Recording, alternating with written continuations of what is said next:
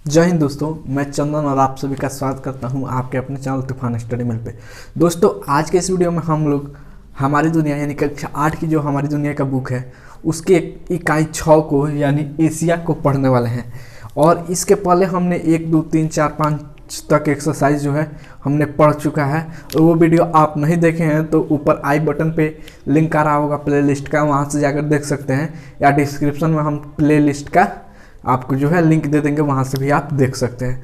तो चलिए ज़्यादा नहीं करते हुए स्टार्ट करते हैं आज का वीडियो। दोस्तों, सबसे पहले एशिया हमको पढ़ना है इकाई 6 जो कि है एशिया। एशिया क्या है? आपके मन में ये भी सवाल उठ रहा है, एशिया क्या है? तो जैसे एशिया एक नाम है, यह एक महाद्वीप है। जी हाँ दोस्तों, एशिया एक महाद्वीप है। अब महाद्वीप किसे कहते हैं? तो बहुत सारे छोटे छोटे देशों को मिलाकर एक महाद्वीप का निर्माण होता है। क्या होता है दोस्तों? बहुत सारे छोटे छोटे देशों को मिलाकर एक महाद्वीप का निर्माण होता है। तो अब आपसे ये भी सवाल आपके मन में ये भी सवाल आ रहा होगा कि हम आखिर किस महाद्वीप में रहते हैं। तो दोस्तों, हम लोग जो है एशिया महाद्वीप में, यानी भारत किस महाद्वीप में आता है? तो एशिया महाद्वीप में। ठीक है दोस्तों, आई होप कि इतना बात आप लोग समझ गए होंगे। तो चलिए अब स्टार्ट करते हैं आज का जो मुख्य चैप्टर है वो एशिया। तो सबसे पहले हम जान लेते हैं एशिया के बारे में कुछ मुख्य तथ्य। क्या दोस्तों? एशिया के बारे में कुछ मुख्य तथ्य जो कि इस चैप्टर के लिए आपको इम्पोर्टेंट है। इस चैप्टर को पढ़ रहे हैं तो एशिया के बारे में जो भी इम्पोर्टेंट बातें हैं उसको जानना आपके लिए आवश्यक है। तो कौन कौन सी बातें हैं तो उसको हम लोग जान लेते हैं। दोस्तों, इस वीडियो में जो है आपको बेसिक से जैसे कि है हम क्वेश्चन आंसर साथ में ही कराते चलेंगे। ठीक है, चैप्टर के अंदर से भी और क्वेश्चन आंसर दोनों साथ में आपको मिला कर ले चलेंगे। ठीक है, इसके पहले जो हम वीडियो बना रहे थे उसमें केवल चैप्टर का बताए हैं, 1, 2, 3, 4, 5 इस सब का केवल चैप्टर का जो मुख्य तथ्य है, जो भी मुख्य तथ्य हैं उनको हमने पढ़ा है। और इस वीडियो ये कुछ स्पेशल होने वाला है क्योंकि इसमें हम क्वेश्चन आंसर साथ ही करते जाएंगे। ठीक है, तो वीडियो अच्छी लगेगी तो प्लीज़ लाइक कर दीजिएगा। तो चलिए एशिया के बारे में कुछ मुख्य तथ्यों को जान लेते हैं। आइए अब एशिया को देखिए। एशिया क्या है? यह एक महाद्वीप है। ठीक है, लोग आपसे कोई पूछ देगा कि एशिया क्या है तो उसके बारे में जो मुख्य तथ्य है उसको बताइएगा। ठीक है, आपके किताब के हिसाब से। ठीक है, जैसे देखिए यह एक महाद्वीप है जो पूरे पृथ्वी के स्थल भाग का, जी हाँ दोस्तों, जो पूरे पृथ्वी के स्थल भाग का 30% है। कितना? अगर मान लीजिए पूरा पृथ्वी का क्षेत्रफल 100 वर्ग मीटर स्क्वायर है तो उसमें 30 वर्ग मीटर स्क्वायर क्षेत्रफल किसका हो जाएगा? केवल एशिया का हो जाएगा। अब बात करते हैं यहाँ पे जनसंख्या कितनी रहती है। तो यहाँ पे जो है विश्व की 60%, जी हाँ दोस्तों, अगर विश्व में 100 आदमी रह रहा है तो एशिया में 60 आदमी एशिया में रहेगा। ठीक है, और 40 आदमी अलग दूसरे महादेश में निवास करते हैं। यानी 60 आदमी क्या होगा? यानी 30% भूभाग है। याद रखिएगा, याद रखने का 30% क्या है? इसका क्षेत्रफल पूरे विश्व के क्षेत्रफल का 30% है। और पूरे विश्व के जनसंख्या का कितना परसेंट जनसंख्या एशिया में रहता है? तो 60%। कितना परसेंट? 60%। और कितना परसेंट क्षेत्रफल है इसका? तो 30%। पूरे विश्व के क्षेत्रफल का कितना परसेंट है? तो 30%। ठीक है, और कितनी परसेंट जनसंख्या रहती है? तो 60%। ठीक है, आई होप कि ये समझ गए होंगे। अब युद्ध की है 400 करोड़, यानी 60% जो है 400 करोड़ के बराबर। ये अनुमानित में थी, एक्यूरेट नहीं है। ठीक है, कि हाँ 400 करोड़ पर डे बढ़ रहा है। ठीक है, जनसंख्या पर डे, पॉपुलेशन जो है पर डे बढ़ रहा है। ठीक है, विस्फोट कर रहा है, मानिए एक विस्फोट की तरह ये बढ़ रहा है बहुत तेजी से। जब कोई चीज़ तेजी से बढ़ने लगती है तो उसको विस्फोट बोला जाता है। ठीक है, जनसंख्या विस्फोट हो रहा है। तो अब देखिए उसके बाद आइए एशिया की चौहद्दी। कोई पूछ देगा कि आपसे एशिया की चौहद्दी बताइए, तो कैसे बताइएगा? तो देखिए पूरब में प्रशांत महासागर। ठीक है, याद रखिएगा, पूरब में प्रशांत महासागर, पूरब में प्रशांत महासागर, पूरब में प्रशांत महासागर, पूरब में प्रशांत महासागर। ठीक है, याद रख लीजिए, इसी लगले याद कर लीजिए। ठीक है, याद करने की जरूरत नहीं। पूरब में प्रशांत महासागर, पूरब में प्रशांत महासागर, पूरब में प्रशांत महासागर, पूरब में प्रशांत महासागर बोलते चलिएगा साथ में तो याद हो जाएगा। ठीक है, पश्चिम में यूरोप और अफ्रीका, पश्चिम में यूरोप और अफ्रीका, पश्चिम में यूरोप और अफ्रीका, पश्चिम में यूरोप और अफ्रीका, पूरब में प्रशांत महासागर, पश्चिम में यूरोप और अफ्रीका, पूरब में प्रशांत महासागर, पश्चिम में यूरोप और अफ्रीका। ठीक है, उसके बाद आइए दक्षिण में हिंद महासागर, दक्षिण में हिंद महासागर, दक्षिण में हिंद महासागर, दक्षिण में हिंद महासागर, दक्षिण में हिंद महासागर, और उत्तर में आर्कटिक। महासागर। जी दोस्तों, उत्तर में आर्कटिक महासागर, उत्तर में आर्कटिक महासागर, उत्तर में आर्कटिक महासागर। एक बार फिर से देख लीजिए, पूर्व में प्रशांत महासागर, पश्चिम में यूरोप और अफ्रीका, दक्षिण में हिंद महासागर, उत्तर में आर्कटिक। पूर्व में प्रशांत महासागर, पश्चिम में यूरोप और अफ्रीका, दक्षिण में हिंद महासागर, उत्तर में आर्कटिक महासागर। ठीक है, आई होप कि ये याद हो गया होगा। नहीं याद हो गया होगा तो एक बार इसको आप नोट कर लीजिए या स्क्रीनशॉट ले लीजिए। ठीक है, अच्छा रहेगा, स्क्रीनशॉट ले लीजिए, हम हट जाते हैं। ठीक है, स्क्रीनशॉट ले लीजिए, कॉपी में नोट जरूर कर लीजिएगा दोस्तों। ये नहीं कि स्क्रीनशॉट ले लिया मोबाइल में रह गया तो मोबाइल में मत रखिए। और सबसे अच्छा मैं कहूँगा कि स्क्रीनशॉट छोड़िए, कॉपी कलम लेके बैठिए, वीडियो को पुश कर दीजिए। ठीक है, वीडियो को रोक दीजिए और कॉपी कलम लेके बैठिए और लिख लीजिए इसको। ठीक है,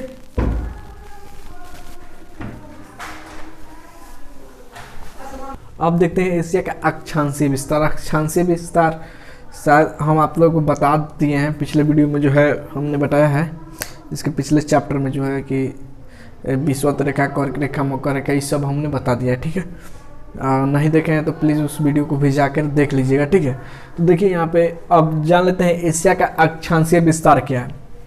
तो 10 डिग्री दक्षिण से 80 डिग्री उत्तर अक्षांश तक, ठीक है, 10 डिग्री दक्षिण से 80 डिग्री उत्तर अक्षांश तक, तथा 20 डिग्री पूर्वी देशांतर से 170 डिग्री पश्चिमी देशांतर तक, ये जो है आपको अक्षांशीय विस्तार हो गया। ठीक है, ज्योग्राफी के भाषा में जब भी परिभाषा पूछा जाता है तो या तो उनके जो है चौहद्दी के बारे में और नहीं तो अक्षांशीय विस्तार। ज्योग्राफी पढ़ने का मतलब यही होता है कि आपको अक्षांशीय देशांतर में अंतर होना चाहिए, मालूम होना चाहिए। अक्षांशीय किस देश का अक्षांशीय देशांतर कितना है, कितना से कितना मिनट का है, ये सब मैंने आपको मालूम होना चाहिए। ठीक है, तो ये याद रखिएगा।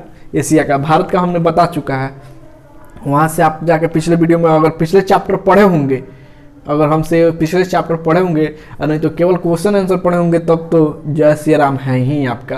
अगर हमारे वीडियो से पढ़े होंगे तो ये तो आपको मालूम होना ही चाहिए। ठीक है, और उसके बाद देखिए कि अब एशिया को कौन सा देश, जो कौन सा सीमा या संधि है जो कि दूसरे जो है महादेशों से अलग करती है, उसके बारे में हम लोग चर्चा कर लेते हैं। तो लाल सागर और स्वेज नहर जो है एशिया को अफ्रीका से अलग करती है। अफ्रीका महादेश से क्या करती है, अलग करती है। कौन? तो लाल सागर और स्वेज नहर। ठीक है,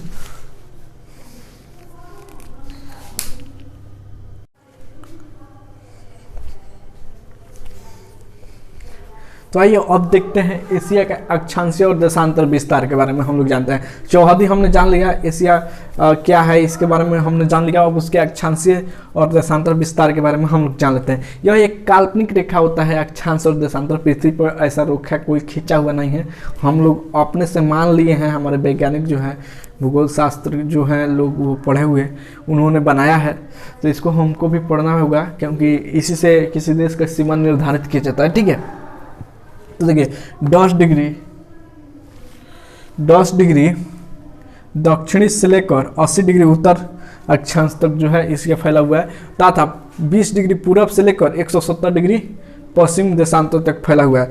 इसके पिछले वाले वीडियो में अगर आपने पढ़ा होगा हमारे वीडियो से, तो हमको मालूम है कि आपको मालूम होना चाहिए। ठीक है, हमने बताया हुआ है कि अक्षांश देशांतर में क्या अंतर है और अक्षांश देशांतर किसे कहते हैं, ये सब हमने बता दिया है। ठीक है, वो वीडियो नहीं देखे हैं तो आप एक बार अपने बुक को खुद ही पढ़ लीजिएगा, आपके बुक में ही मिल जाएगा। ठीक है, अच्छा, ये तो हो गया आपको अक्षांशीय और देशांतर विस्तार एशिया का। ठीक है, अब आते हैं एशिया को दूसरे महादेशों से कौन कौन संधि या कौन जो सागर हैं अलग करते हैं।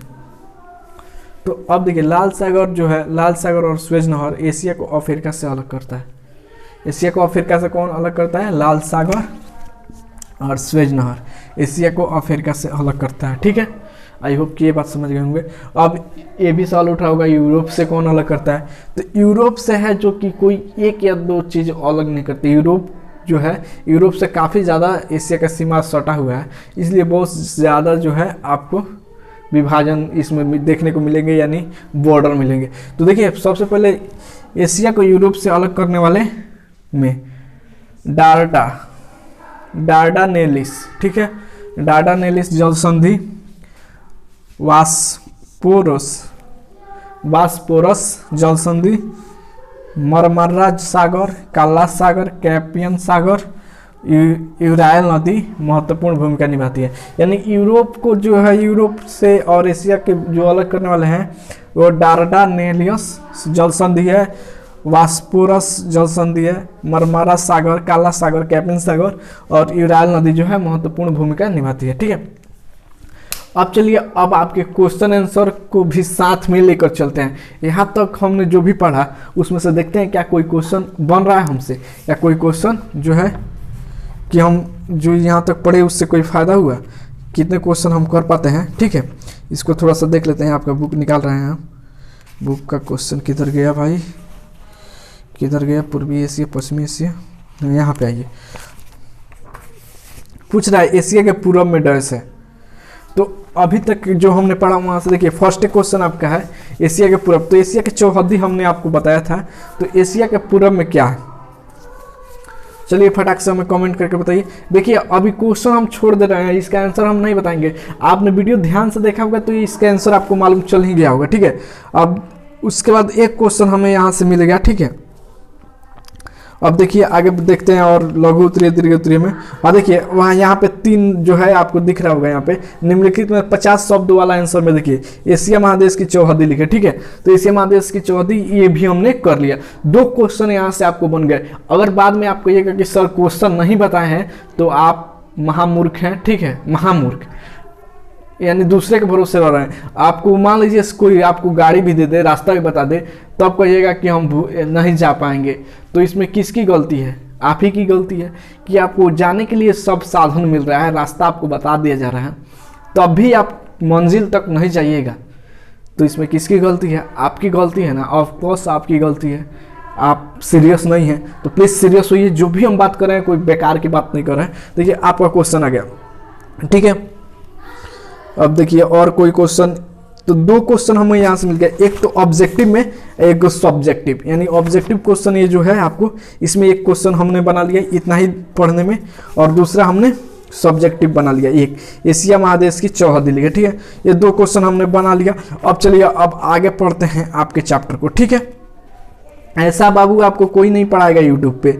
यूट्यूब पे क्या कोई क्लास में भी ऐसे सोशल साइंस नहीं पढ़ाता है। सोशल साइंस को केवल लिखा दो, एक स्टार देके लिखा देते हैं लोग, रटा देते हैं, छोड़ देते हैं। ऐसे प्यार से समझा के आपको कोई नहीं पढ़ाएगा। ठीक है, तो चलिए अब आगे देखते हैं।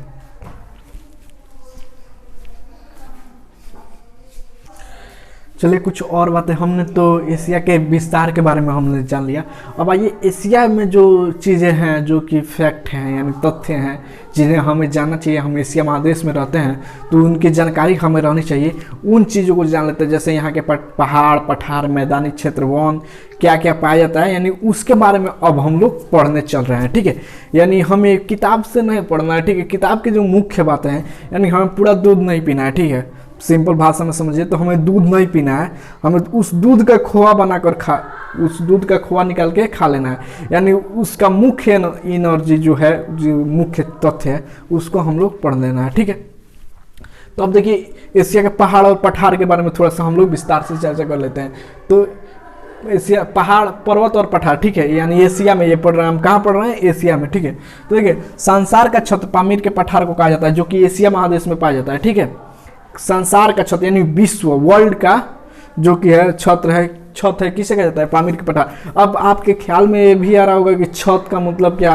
ये छत तो हम लोग जैसे हमारे घर का जो छत होता है, ठीक है, ठीक उसी प्रकार, तो ये ऊपर से तो नहीं है, संसार के ऊपर से तो नहीं, ये यहाँ पे ये नहीं है। ये संसार का सबसे ऊंचा पठार है, यानी बहुत ऊंचा जो है संसार का सबसे ऊंचा पठार है। एक बात याद रखिएगा, ये पठार हम बोल रहे हैं, पहाड़ नहीं बोल रहे हैं। ठीक है, पहाड़ नहीं बोल रहे हैं, ये संसार का सबसे ऊंचा पठार है। और पहाड़ पठार में आपको अंतर नहीं बुझा रहा होगा। ठीक है, तो पहाड़ किसे कहते हैं और पठार किसे कहते हैं? ठीक है, तो देखिए पठार जो होता है उसका निचला भाग भी चौड़ा होता है। ठीक है, नीचे का भाग तो चौड़ा होता ही है, साथ में ऊपर का भाग भी चौड़ा होता है। ठीक है, कुछ इस प्रकार से होता है। ठीक है, पठार और पहाड़ जो होता है क्या होता है? इस प्रकार से होता है। ठीक है, ये पहाड़ हो गया आपका। ठीक है, ये क्या हो गया आपको? पहाड़ हो गया। यानी ऊपरी भाग जो है इसका नोकीला, यानी नोकीले टाइप का होता है। ठीक है, और इसका जो ऊपरी भाग होता है क्या होता है? चौड़ा टाइप का होता है, यानी चौड़ा होता है, ठीक है। तो पठार समझ गए, पहाड़ समझ गए। आई होप कि ये बात आप लोग समझ गए होंगे, इतने तो ना समझ नहीं है, ये नहीं समझे होंगे, समझ गए होंगे, ठीक है। आने वाले क्लास में हम पहाड़ पठार को और विस्तार से पढ़ेंगे, ठीक है। घबराने की जरूरत नहीं है, आराम से पढ़िए ना, मस्ती में पढ़िए, मस्त रहिए, ठीक है। तो अब देखिए, अब पढ़ लेते हैं हिमालय। हिमालय का नाम तो आप सब लोगों ने सुना होगा, शायद ही किसी नहीं सुना होगा। खड़ा हिमालय बता रहा है, डरो ना आंधी पानी से, डिगे रहो तुम अपने पथ पे, कठिनाई तूफानी से, ठीक है। ये कविता तो शायद आप लोगों ने पढ़ा ही होगा। तो देखिए, इस हिमालय के बारे में थोड़ा सा हम लोग जान लेते हैं। हिमालय के बारे में भी हमारा जानना, हमारे देश में है, हमारे देश का रखवाला बोला जाता है हिमालय को, कि हमारे देश का रक्षा कर रहा है, तो उसके बारे में थोड़ा सा जानकारी होना चाहिए ना। और आपकी किताब में भी दे दिया है, तो उसको तो पढ़ना पड़ेगा। तो आइए देख लीजिए, हिमालय संसार का सबसे ऊंची चोटी वाला नवीनतम पर्वत है, नवीनतम पर्वत श्रृंखला है, ठीक है। क्या है? नवीनतम पर्वत श्रृंखला। जी हाँ दोस्तों, कभी आपसे भी के एग्जाम में, जैसे हायर लेवल के एग्जाम में जाइए तो क्वेश्चन दे देता है, इनमें से कौन नवीनतम पर्वत श्रृंखला है। ऑप्शन में दे देगा हिमालय, पामीर की पठार, ठीक है, और बहुत सारे जो कि है आपको पर्वतों के नाम दे देगा, ठीक है। और बोलेगा इनमें से कौन नवीनतम पर्वत श्रृंखला है, ठीक है। तो ये हिमालय है। हिमालय क्या है? नवीनतम, यानी संसार की सबसे ऊंची चोटी वाला। अब आपके मन में एक ख्याल होगा कि ऊंची चोटी है तो उसका कोई नाम होगा, तो हाँ, नाम है भाई। आइए देखिए नीचे, विश्व की सबसे ऊंची चोटी माउंट एवरेस्ट है। विश्व की सबसे ऊंची चोटी क्या है? Mount Everest. और माउंट एवरेस्ट ऊंची है तो कितनी ऊंची है भाई? तो ये भी मालूम होना चाहिए ना। तो ये जो है 8,848 मीटर।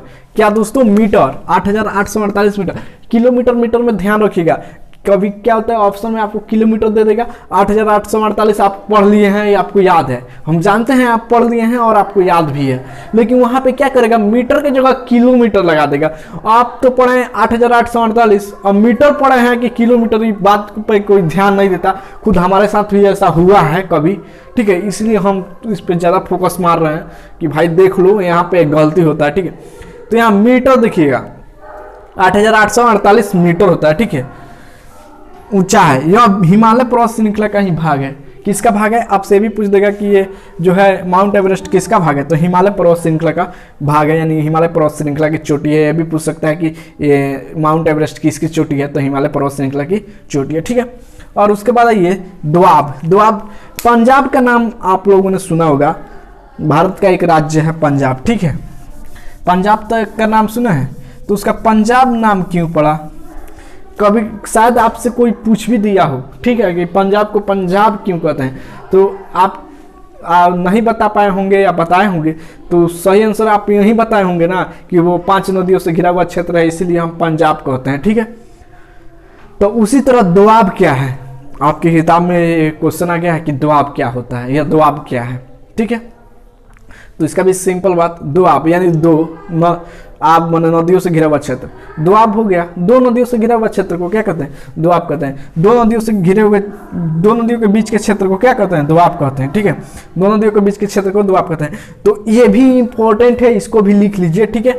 या स्क्रीनशॉट तो लीजिए मत, कॉपी लेकर बैठिए, ठीक है। बार बार आपको बोल रहे हैं कॉपी लेकर बैठिए, और स्क्रीनशॉट लेने का झंझट मोबाइल में जो रहता है वो मोबाइल में रह जाता है। हम खुद इस पे जो है इस समस्या को झेले हुए हैं कि जो मोबाइल में है वो मोबाइल में रहेगा, उसको वो हमारा नहीं हो सकता है, वो मोबाइल के साथ चला जाएगा, ठीक है। तो इसको हम कॉपी में लिखिए, कॉपी में लिख के अपने दिमाग में सेट कीजिए, वो आपका हो जाएगा, ठीक है। फटाक दे इसको रोकिए, वीडियो को पुश कीजिए और यहाँ पे लिख लीजिए ये सब, लिखिए, फटाक से लिखिए।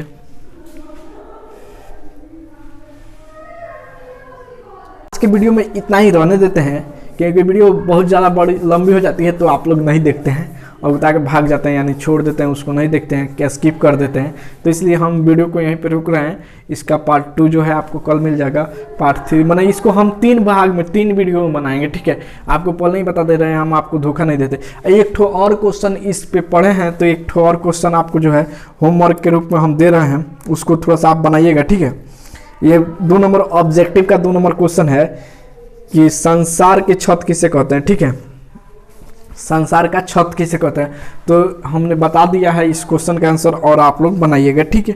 बनाकर देखिएगा, और आने वाले जो क्लास होंगे उसमें हम लोग इसको और बेस्ट बेहतरीन तरीके से और पढ़ेंगे, ठीक है। और क्वेश्चन आंसर साथ में जो भी हम पढ़ा दे रहे हैं और उस पर आधारित कोई क्वेश्चन आपकी किताब में है तो उसको हम साथ में लेते चल रहे हैं, ठीक है।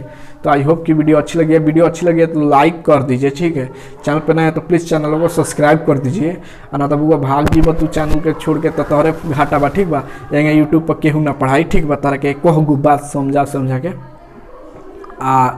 वीडियो को लाइक करिए, दिल शेयर कर मत भूलिएगा भाई। जितना भी अपन दोस्त बड़ा लोग सबके लगे शेयर कर दिल, न तो कितना लोग सोचेला कि हम पढ़ता नहीं ओकरा लगे क्या भेजी वो पढ़ ली। तो जब ले उ ना पढ़ी तले कंपटीशन कहाँ हुई। जब उ पढ़ी ओकरा 5 गो याद हुई तो तू सोचब कि हम 10 गो याद करी तब पढ़ाई हुई। ना तो अकेले पढ़ के अकेले रहला में कोनो फायदा होला ना, ठीक बा। अकेले आदमी के कोनो वैल्यू ना होला जब तक शादी ब्याह ना हो जाए, ठीक बा, समाज में। तो वही सबके साथ लेकर चलिए, आप वीडियो को शेयर कर दीजिए। जय हिंद, मिलते हैं आपसे अपने अगले वीडियो में।